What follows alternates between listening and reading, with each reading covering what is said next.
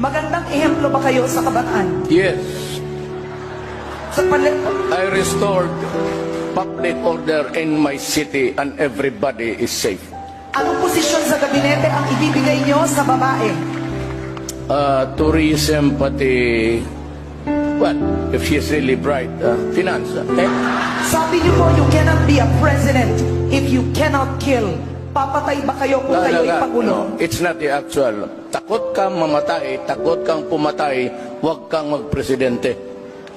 Anong sitwasyon ang posibleng mag-udyok sa inyo para magdeklara ng martial law?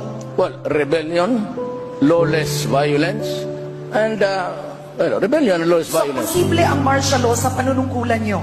No, cannot be. Wala naman, hindi na ganoon kalawak ang rebellion natin. Papayag ka bang mailibing sa libingan ng mga bayani si dating Pangulong Marcos? Yes, definitely yes. Because it has divided the country until now.